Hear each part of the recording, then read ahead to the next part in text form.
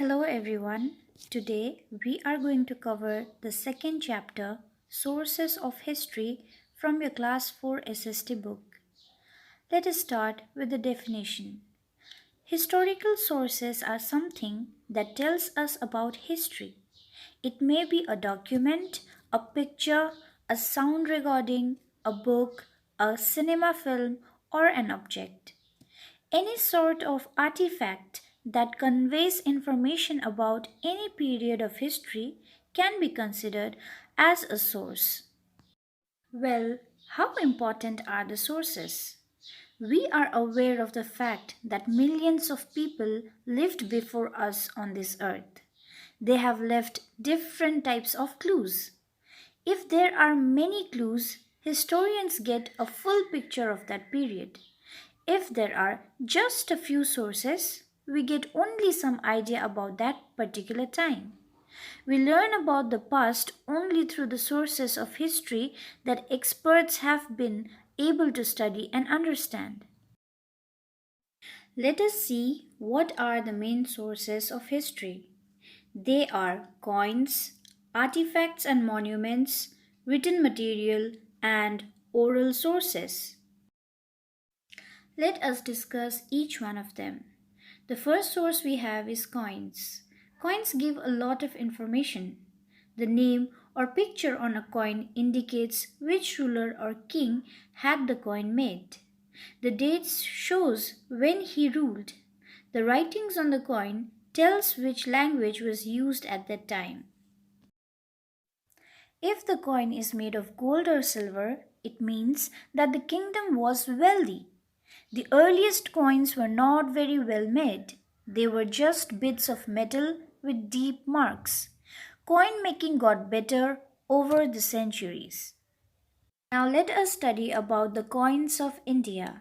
The earliest coins in India were mostly of silver.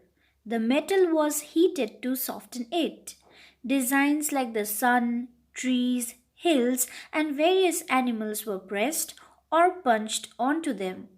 These coins are called punch-marked coins. Next source we have is artifacts. Things made and used by earlier people are called artifacts. Some examples are household goods, things made of clay, such as dishes or toys, jewelry, and coins. The study of such artifacts and buildings of earlier times is known as archaeology, and an expert in archaeology is known as an archaeologist. From artifacts, archaeologists learn how people lived in earlier times.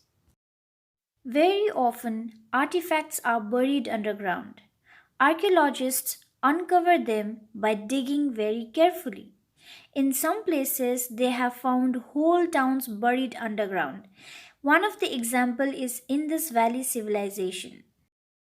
Our next source is monuments. People of different era have also left buildings which still exist. These old buildings of historical interest are called monuments. For example, the pyramids of Egypt have been standing for over 4,600 years. The writings, paintings, and artifacts inside the pyramids tell us a lot about the ancient Egyptians. Similarly, Taj Mahal in Agra is nearly 400 years old. It is decorated with precious stones, which tells us that the ruler who built it, Shah Jahan, was very wealthy. Another very important source that we have is written records.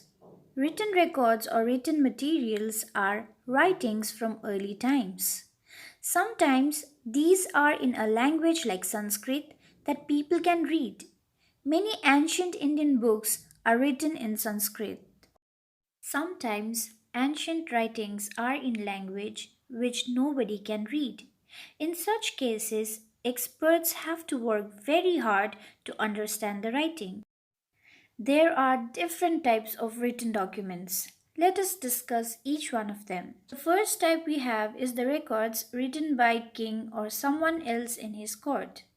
During ancient time, the king and his courtmen made sure that they keep a record of everything that happens in the kingdom. These records work as a written document about the information of their era. One of such example is a page from the book Baburnama written by Babur, where he has written that he became a ruler when he was just 12 years old and also describes animals and plants of India. The next type we have is the records written by foreign travelers. Many foreign travelers traveled to India at different period of time and they have kept a detailed record of their journey in their journals. The writings of these travelers serve as a very strong document or record of our country. For example, Hyun Sang came to India from China more than 1300 years ago to study Buddhism, the religion that follows the teaching of Buddha who had lived in India. His writings gave a lot of information about India of that time. Our next type is the information from religious books. Religious books are also written document of our history. The stories, the characters, the rituals, the geographical locations, etc. mentioned in religious books tells us a lot about the history of that place. For example, Vedas are Hindu religious books written by early people called Aryans. They help us to understand how the Aryans lived. Another type of written document is the written records found on rocks, stones, or metals. Before invention of papers, people used to write on rocks, stones, and even metals to keep the record of events. The information about the great Indian ruler Ashoka, who was born over 2300 years ago, is learned through such inscriptions. Our next type is oral sources.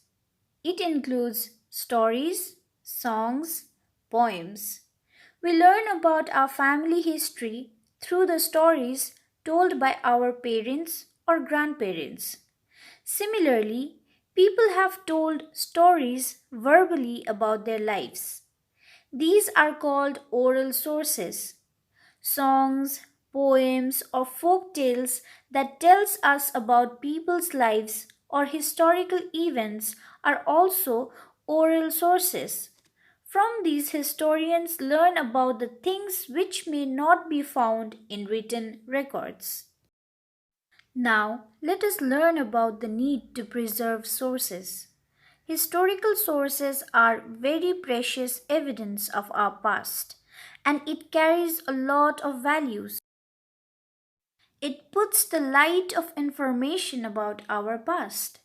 It is only through historical sources we have known the rich history of our country and the world. That is why everybody should realize how important it is to take care of all historical sources. During wars, many artifacts, museums, and monuments were destroyed, but some people hid their artifacts and brought them out again when peace returned. They preserved knowledge for us all. Similarly, we should also preserve them so that our many generations to come can also learn about them. With this, we have completed our chapter. Here are some exercises which you are supposed to do in your copies. Answers are provided at the end of the video. I hope this class was helpful to all of you. Thank you.